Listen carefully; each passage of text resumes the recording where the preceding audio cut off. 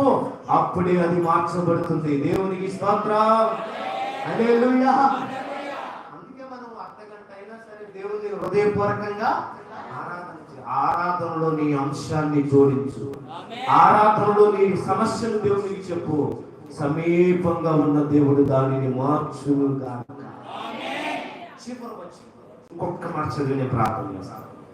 ఇంకొక మాట, కీర్తన 85వ అధ్యాయం 9వ వాక్యం. కీర్తన 85:9.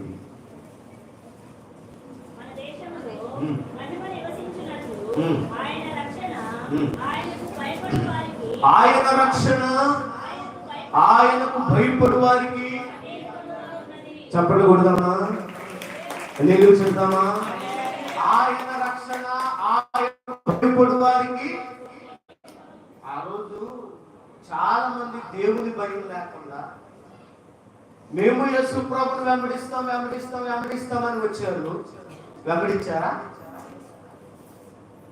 వారికి దైవ భయం లేదు కాబట్టి వారు రక్షణ పొందలేదు, మారు మనసు పొందలేదు. దేవునికి భయపడ్డవారు కొంతమంది ఉన్నారు. బైబిల్ గ్రంథ చరిత్రలో అబ్రహాంతో ఏమంటాడు? దీనిని బట్టి నీవు దేవునికి భయపడు వాడవని నేను ఎరుగుతాను. దేవునికి భయపడే వారికి ఆయన కటాక్షము. మనుషులు చూడలేదని కాదు, భర్త చూడలేదని కాదు, భార్య చూడలేదని కాదు, అన్నదమ్ములు చూడలేదని కాదు. ఎవరు చూస్తున్నారు ఇక్కడ? దేవుడు చూస్తున్నాడన్న భయంతో ఉండాలి సంఘం. Praise the lord. దైవ భయం కలిగి ఉండాలి. మందిరంలో కూర్చున్నప్పుడు ఎస్పెషల్లీ చాలా భయం కలిగి ఉండి దేవుని మాటలు వినాలి మనం ఇక్కడ. Praise the lord. ఆయనకు భయపడు వారికి ఆయన రక్షణ సమీపంగా ఉంటుంది. దేవునికి స్తోత్రం చేద్దామా? దేవునికి భయపడ్డారు, మనుషులకు భయపడలా. శద్రక్ మెషక్ అబేద్నెగోలు కానివ్వండి, దానియేలు కానివ్వండి, అబ్రహాము కానివ్వండి, దావీదు కానివ్వండి, యోసేపు కానివ్వండి, ఎవరికి భయపడ్డారో? దేవునికి భయపడ్డారు. కాబట్టి వారికి దేవుని రక్షణ ఎలా ఉంది? సమీపంగా ఉంది. దేవునికి స్తోత్రం చేద్దాం, గట్టిగా చప్పట్లు కొడదాం. హల్లెలూయా, హల్లెలూయా. లేకపోతే అంతఃపురంలోకి వెళ్ళినటువంటి కన్యకను సురక్షితంగా ఎవరు ఉంటారండి? కన్యక అన్నారని వయసు అయిపోయినాం కదా అనమాకండి. పిల్లలు పుట్టలేదు. అందము కలిగింది. ఎవరో శారా, చాలా అందగత్తె. అంత అందం కలిగిన సౌందర్యవతిని అతను ఆ రాత్రి ఏదో చేయాలని తీసుకెళ్ళాడు, కానీ టచ్ కూడా చేయలేదు. అవును కదా? రక్షణ సమీపంగా ఉందా లేదా? దేవుడు ఎలా కాపాడతాడు తెలుసా? మన కాపుదలకి దేవుని కాపుదలకి చాలా తేడా ఉందండి.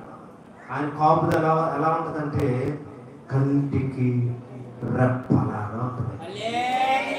కంటి రెప్పైన మర్చిపోతే ఇశ్రాయేలును కాచువాడు కొడుకుడు.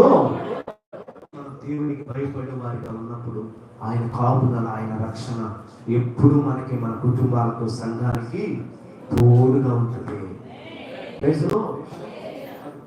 ఎన్ని విషయాలు చెప్పాను నేను, రాసుకున్నారా? ఎవరికి సమీపంగా ఉంటాడు? ఒకటి, యేసు రక్తంలో కడగబడిన వారికి ఆయన, అంటే యేసు రక్తం మనల్ని ఏం చేసింది? సమీపస్తులుగా మార్చింది. 2, విరిగి నలిగిన హృదయం కలిగిన వారికి ఆయన సమీపస్తుడు. 3, ఎవరిలో వాక్యం ఉందో ఆయన వారికి సమీపస్తుడు. 4, నిజముగా మొరపెట్టు వారికి ఆయన సమీపస్తుడు. 5, కాబట్టి పాటలు పాడే వారికి, ఆరాధన చేసే వారికి ఆయన సమీపస్తుడు. 6, ఇప్పుడు చదువుకున్నాం, ఆయనకు భయపడు వారికి ఆయన. మనం మనుషులకు భయపడతాం. ఇంట్లో భార్య భర్తకు భయపడుతుంది, భర్త భార్యకు భయపడతారు, పిల్లలు తల్లిదండ్రులకు భయపడతారు. దేవునికి మాత్రం భయపడతారు. అసలు భయపడాల్సింది ఎవరికో తెలుసా? దేవునికి. చూద్దాము. దేవునికి భయపడితే దేవుని ప్రసన్న, ఆయన రక్షణ ఎప్పుడు మన చుట్టూ ఉంటుందండి. హల్లెలూయా. అటువంటి కృప దేవుడు మనకు దయచేయండి. లేచిన